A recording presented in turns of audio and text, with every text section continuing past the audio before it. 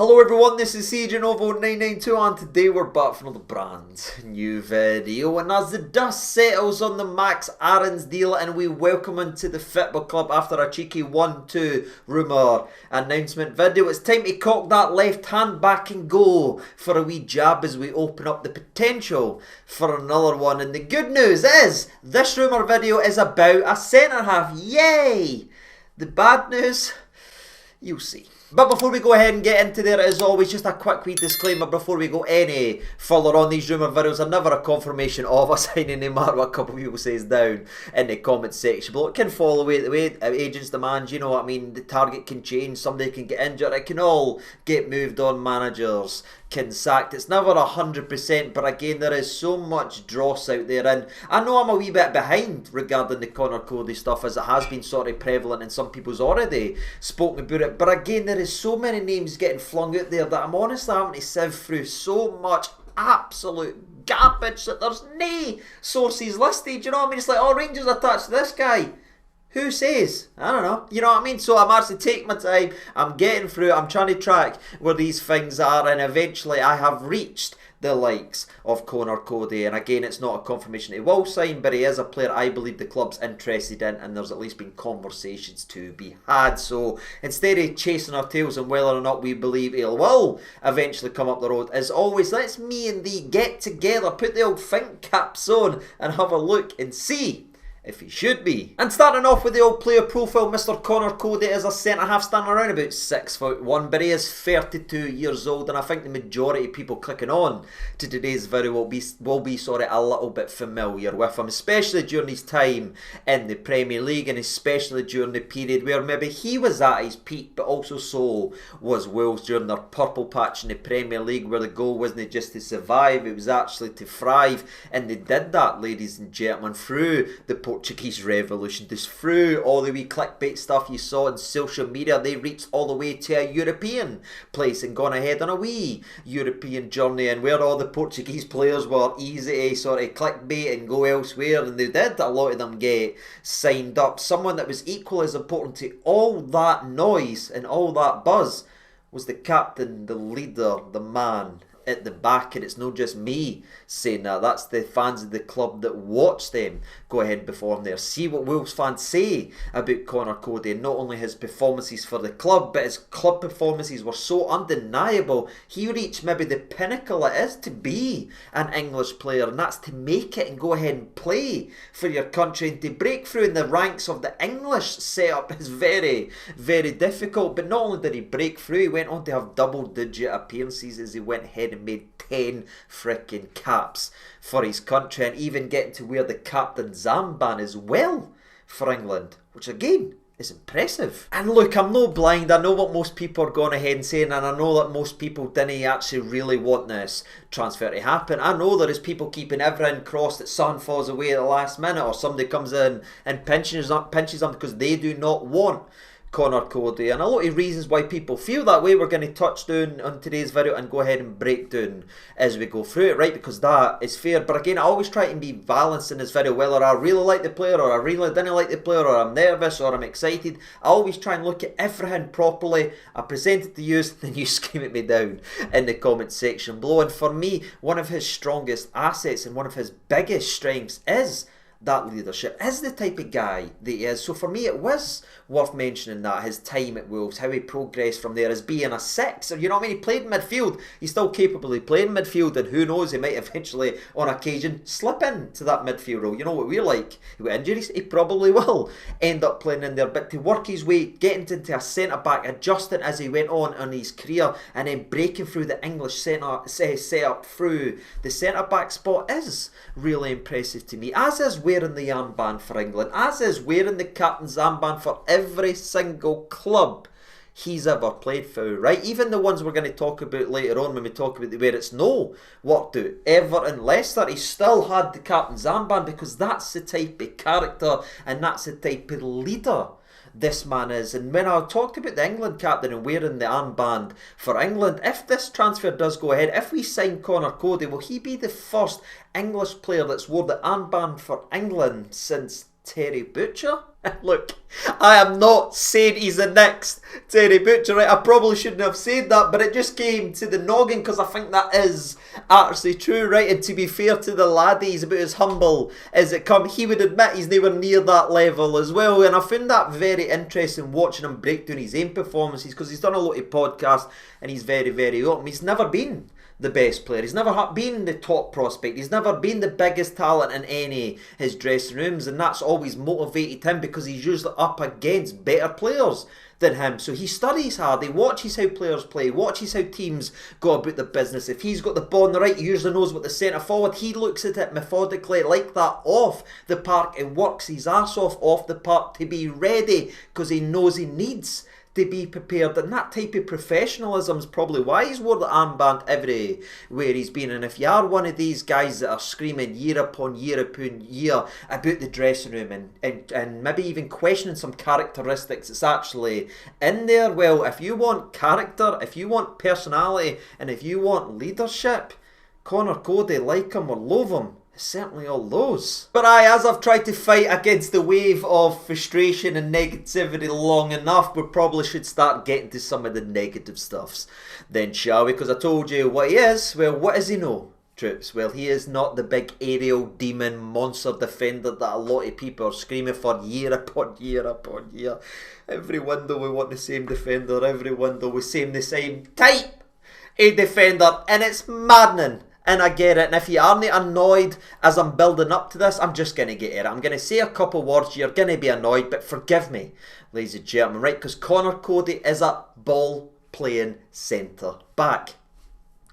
And would this type of player and this type of profile be the fans' pick, ladies and gentlemen? Nah, but it's clearly the people in and around the building, and it is a new era, new scouting department, new directive factor, so I have to give them a cleanse and I give them the benefit of the doubt. And maybe the best thing you can say is, yes, it is another ball-playing centre-back, so it is very similar to the likes of Ben Davies and all that stuff, ladies and gentlemen, but at the same time, without being disrespectful to anybody, if you look at how Conor Coady's played his career and where he's been and the levels that he's went ahead and reached, there is levels to the game, and he's been a much, much better version of what we've tried to sign over the last donkeys in terms of transfers and ball-playing defenders. So for me, bluntly, is it more of the same? Aye, but is it better than the same we've been doing? In my opinion, aye, right. So ball-playing defender, what's his big strengths on the park? Because we talked a lot about them off the park, is the ball at his feet. Again, we did touch on the fact that he used to be a 6 and he had loads of experience playing in the middle of the park, and that is one of his biggest assets he brings to any team he plays for. Sitting in that back line, being comfortable on the ball and being able to drop passes absolutely everywhere as if his name's Brock Purdy in terms of the 49ers chuck ball, if you will, right? So he is able to drop it on a dime. He is very, very comfortable, and you can see in a Rangers shirt what type of player he could potentially be. The likes of Connor Goldson, but you'd argue that Conor Coady is actually much more comfortable on the ball, and he's able to drive forward. So stepping from the back line into the middle of the park, spraying passes left, right, left, right. That's his big strength, and when it works, it's absolutely gorgeous. Think of like Goldson and Aribo combining at Tynecastle, right? He's got the long diag, but he's also got the ability to drive in the space, cause a wee bit of overload, pull some spaces, and then pass it on when everything goes right. But when it doesn't is the other part of the game that we need to go ahead and talk about, because let's say it does breakdown, right? Maybe he steps up, he tries to thread a pass, but it gets intercepted, or he loses the ball, or he tries to pass somebody and they lose the ball, and then there's a big gap in our defence. Is he quick enough, is he athletic enough to sort of limit that space and get back in there and win the ball with some heroic last man defending? No, ladies and gentlemen, because his pace, or I should say lack of, is one of his biggest weaknesses overall in the game, and it just depends on how you want to go ahead and look at it. But what I will say is, I've seen a lot of stuff saying, well, we're signing a boy on a decline, which again is fair if you look at it, but I wouldn't say his physical abilities are declining, because people highlight his lack of pace. And can anyone show me a single ounce of anything to suggest this man's ever had pace? You know what I mean? Where's the diminishing physical qualities in terms of his pace? He's always been that slow, ladies and gentlemen. He just understands the game very well. And I think if you look at one of our better defenders over the last 10 years, I'd argue is probably Hollander, as they'd probably go neck and neck in a foot race, right? But was Hollander ever a weak point for us? No, people wished by God that he wasn't made of glass, or he would have been one of your best centre-halves in a very, very long time. But he understood the game, he knew when to step off, he knew when to go back, and again he had a very good understanding with then Connor Goldson, and that's kind of the way that Conor Coady has maybe built on his career and made himself a better player. And for me, he is very, very, very strong in defence in the right situation, and that's where we need to go next, ladies and gentlemen, right? Because we're talking about how did he progress and how did his career really kick fire, because again he is a centre back that's not blessed with a lot of pace. But what actually happened was the decision that was made, I imagine with him and obviously conversations with the management, is to slot him in defence in that centre back spot but flank him with two other centre halves that almost nullify the glaring gaps, that nullify the sliding balls in behind. So if he isn't able, or if he's out of position and he can't get there, there is always that covering behind. And I'm going to say free at the back formation here. I know everyone argues when they say, oh, it's actually a 5 at the back, or it's this or that. I'm just saying free at the back because it's free centre halves, and Conor Coady's career was at its absolute peak when he was planked in the middle of that and was able to step up in the middle of the park and spring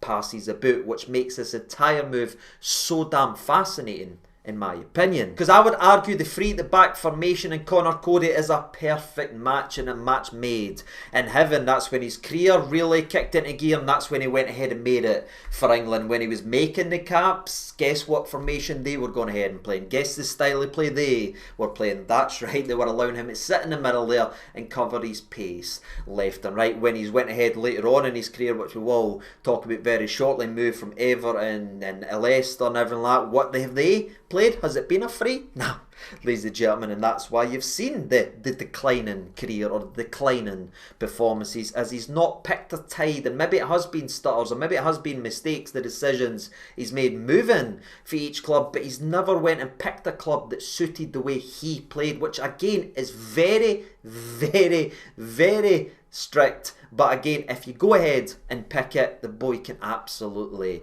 excel. And that's for me where it does become very, very interesting. Because do we sign Conor Coady to play in a back four? Maybe. Ladies and gentlemen, you know, when football's so weird these days, maybe we do go ahead and do that. Maybe he is there to partner John Souttar. Maybe Souttar's going to get him slapped out to the left like he was for Goldson. Or maybe he's here to replace Goldson and play with Davies. Again, who knows? Or could it be a clear sign that he fits Russell Martin's occasional change to the free at the back formation, or 5 at the back formation, that he is known to change to depending on the game and depending the opponent, and him being a massive option to plop right in the middle of that defence and have his creative abilities in there, but also having his defensive abilities as well. Because when you take his lack of pace away and you have him flanked the other way, he's a very, very good individual defender in terms of his slide tackling, his standing, when to go in, when to know, when to come back. The way he sees the game is so damn clever. So it is for me bringing up very interesting possibilities, and we could potentially see the free at the back formation that Martin occasionally played at Southampton, they occasionally played at MK Dons, and again I saw a lot of it during his time at Swansea. I'm not saying it's going to be changing there every week, but does that option open up? Absolutely. And for me, that might be one of the biggest reasons we've identified Conor Coady, not only to be a leader and to help the dressing room and be a guy, but if we change to that formation and he gets back to playing the way he was just a couple years ago, we could all be looking back and saying, remember people were annoyed we almost signed Conor Coady? We could look back and say it's a masterstroke. Or it could all go wrong, as you know, with transfers, and it's another costly mistake getting an English centre-half, especially on the wrong side, a ferry, gone ahead and sucking up some wages. But that's the player profile. Let's go ahead and get to the numbers and stats then, shall we? Because we have a lot to talk about. And starting off with the obvious, Conor Coady's most recent part of football was playing his part in the relegation of Leicester City, as they came right up from the Championship to go straight back down. But again, that's just kind of where the Prem is. Every team that goes up seems to come down right lately, as the gulf has never been so big, and I think that league's in a wee bit of trouble, becoming incredibly predictable in terms of who goes up and goes down. It's a wee bit of a mess, but Leicester were an absolute shambles, and I don't know if many of you play fantasy football, but nearly every single week I was trying to look at who was playing Leicester, who was playing Southampton, which is awkward considering who our manager was, because both of them defensively were absolutely shambolic. The only thing I can say to calm most people's nerves that are building right now is Conor Coady was never the main man at Leicester, and he was never really trusted in helping that defence, as he played just 26 games in all competitions. As again, it just never quite worked out, and it was a bit of a mess. During his 26 games that he did play that season, he did chip in with 2 goals, which again, he's not the biggest in the air, and he isn't an aerial demon, especially when it's 1v1 and you're dealing with a long ball. But in terms of set pieces, he sort of times his run really well, which probably comes from a lot of his time playing as a midfielder. He knows where he goes, he knows where the overloads are, and he is quite clever from set pieces, so he is going to chip in with a potential goal difference. And then you're also talking about the fact that he picked up 3 yellow cards. It was a part of 3 clean sheets, and again, a season that just wasn't good for anyone's perspective if you're looking for Leicester. But you might be sitting there thinking, well, it's the Premier League, you're jumping up, usually teams go down, so maybe you can excuse it. But again, for me, I think he has made a couple missteps in his career, and I have been quite disappointed, because he was one of the guys that was the most underappreciated centre-back in the league, and he went ahead there that, and as somebody that can go ahead and watch people, you want to see underdogs succeed, and this guy was succeeding so much for Wales, because he had no right, and again, not being disrespectful, to make it for England and then wear the armband. But that's something you can appreciate, you know what I mean? Hard work, effort, and someone overcoming the odds to go ahead and push yourself to be the best possible version. It is so impressive. But again, even the season before he even touched the Premier League with the poor Leicester side, they went ahead and won the league with Conor Coady, as they went ahead and won the championship, which a lot of people are saying, well, he was a centre-back when they won the championship. But even that isn't really true, and it's a little bit disingenuous, because he was never really the guy at Leicester. Despite occasionally wearing the captain's armband, he was never given time really on the surface in a starting 11 to really be Conor Coady. He was in for a game, he was out for a game, he was in for a game, as he played just 17 times in total for the team that went ahead and won the championship. And it's really during that period, and then the period we speak about in terms of Everton, is why I can understand people being negative or dissatisfied or frustrated about this move, because he was good enough for Leicester? Nah. Ladies and gentlemen, now, was he the worst player they've ever seen? No, if you look at what Leicester fans actually say about them, they never really had a problem with him. He always tried his best, it just never meshed at all, and it seemingly never looked like it ever would. And that's similar to the way it happened with Everton, right? And this is on the back of another phenomenal season for Wolves, when he's went ahead and played every single game. If you look at his time at Wolves, for 7 seasons, he missed 1 game in all competitions, and that was during the quarantining troops back in that day. You know what I mean? I know it almost feels like it happened so long ago, but that was the only game he missed roundabout in a 7-year period. He was always available, always ready, playing week in and week out, and excelling. Even one season he went ahead and played 57 games. Troops, he was such a focal point of that Wolves team, and such a main factor that again led him to England. And then Leicester in the move before, rather than Everton, undone a lot of that work, because he went from playing every single week, right, to the Wolves manager moving on, to a new guy coming in, to the three at the back get ripped up, and Conor Coady being identified as one to move on. So the decision was made, despite the Wolves fans not being happy at the time. By the way, go check what they were saying back then. The decision was made to loan him to Everton, right? Where again, he tried his absolute best. He got to wear the armband on occasion, and ironically, a lot of people that's new in our building was also in and around that building, around that period, and saw Coady as one that could help out. But again, it never really meshed, as Everton during that period was in complete survival mode. It was in the trenches, it was siege mentality, and again, without boring anybody, is that who Conor Coady is? Is that the defender he is? Nah. ladies and gentlemen. So eventually what you saw after his loan to Everton, after playing every game, every week for years and years, is him slowly but surely just become painfully average for Everton. That saw him eventually lose his spot not only for Everton and sit on the bench for 10 games towards the end of the season, it also saw him lose his place in the English setup and lose his last rights in terms of caps for his country. That's the type of damage it is. That's why I call it a misstep. And again, unfortunately for him, he partnered that misstep with then moving to Leicester, and it's never really worked out. And that's where he is in his career right now, which again is why I understand there is so much frustration. Because if you look at from Everton to Leicester, what type of player we're signing, you know what I mean? There is none really to get behind it. There's never really been anything. If you want to give him his flowers for his last game versus Everton, he sat on the bench for 10 games unused, came in for the last game of the season, got a clean sheet and a very good match performance. Shout out for that. But he's never been the Conor Coady that was at peak of his powers since he moved for Wolves. And it's crazy because we talk about it as if it's ancient history and he was never be able to go back to that. It was just over 3.5 years ago, you know what I mean? From Everton to Leicester, is there anything excited about? Nah. But the period before that, when he had a style of play, a manager that understood him, and he got a lot of touches in the football to show his genuine quality and played to his strengths, he was absolutely outstanding. And I think if you rub away the last 3 years and we're linked with the guy that's leaving Wolves at that period, we're doing backflips right now because we are getting an absolute leader and a guy that is playing ridiculously well and is always in the best defenders in the Premier League, most underappreciated defenders in the Premier League list year upon year upon year. And that's what I find so damn fascinating about football, is how years of good work can be ripped away and forgotten about because you're slightly off the game, you make a wee misstep, you go to the wrong club, and suddenly you're a duffer. It's crazy. And the more I look at the deal, the more I look at the player, and the more I look for this channel, the more it is an absolute Hail Mary.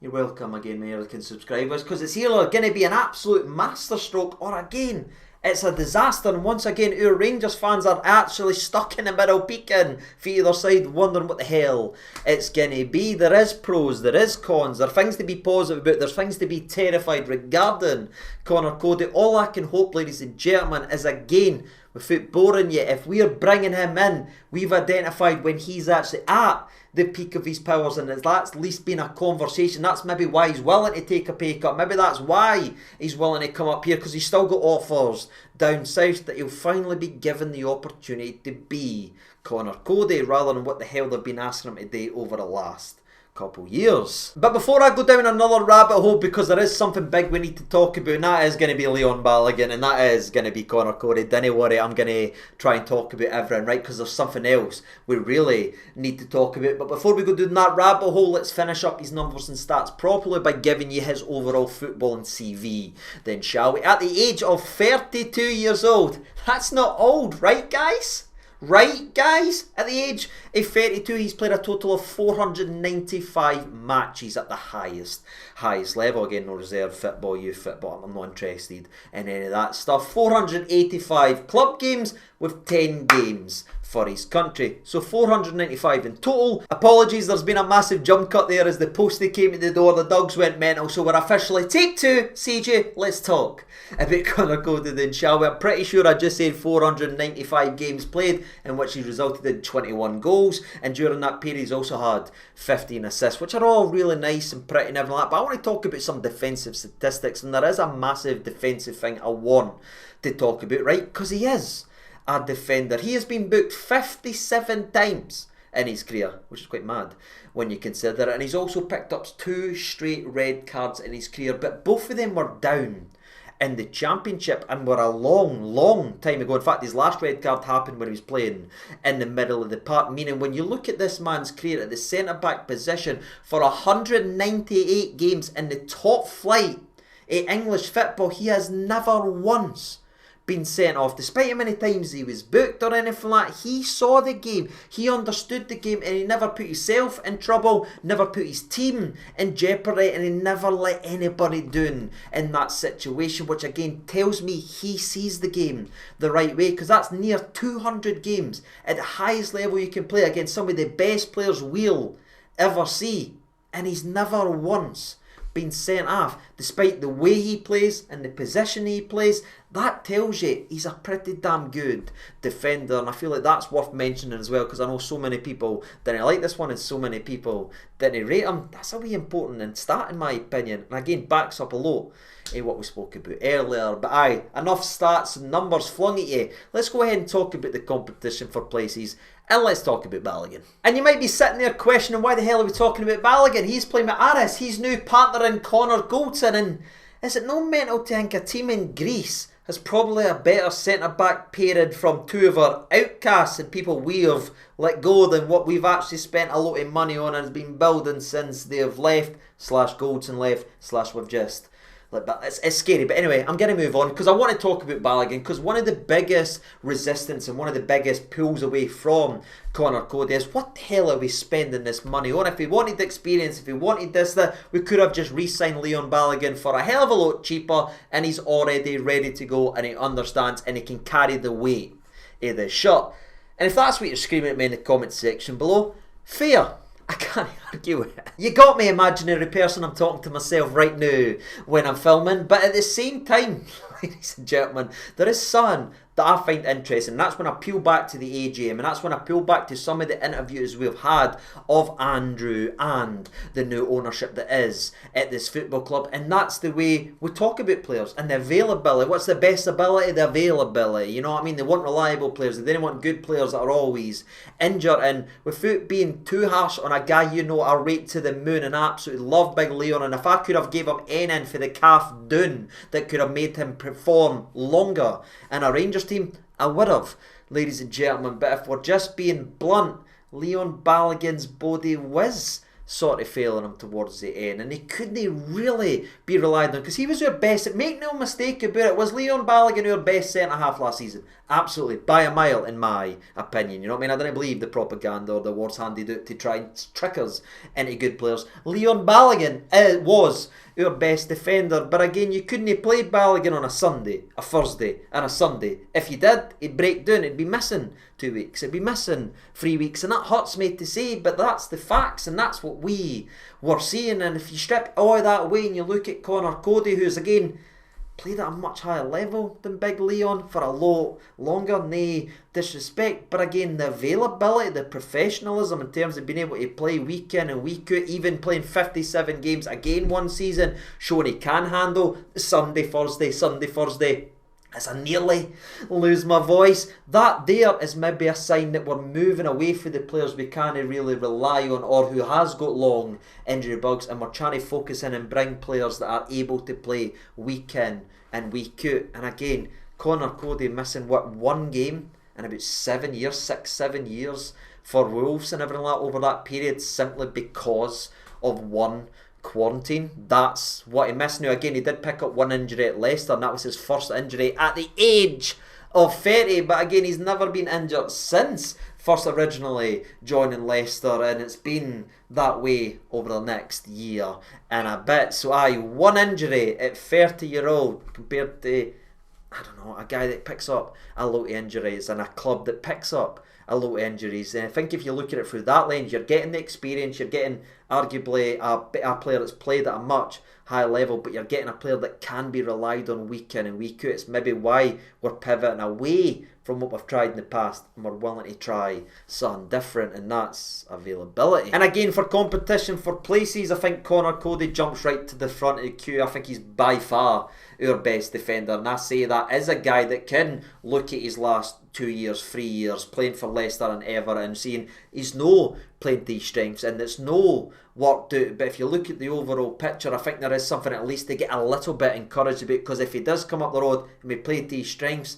this could be an absolute steal if he reverts back to what he was just 3.5 years ago, before that uncertainty, chucked out on loan and then sold to the wrong club. It could be a masterstroke. Again, it could be a disaster. You just never know. But that's his football club. Very interested to see if he does come up the road. Very interested in seeing the transfer value. Very interested to know the wages, but also very interested to see his usage. But I think I've talked your ear off enough for today. I've tried to address everything. I get it. If you're frustrated, I get it. if you're excited. I'm a guy, by the way, I'll show you right now on Instagram, a couple of years ago when he was leaving Everton, or when he was, sorry, his loan finished and he was leaving Wolves, I DM'd him wanting to come up the road. That's before the Leicester bit of a mess that he put himself in. But again, I do sit here back after looking at the last couple of years, a wee bit more tentative than I was before he went to Leicester. But sitting and looking about the centre-backs, it can't get worse than this, can it?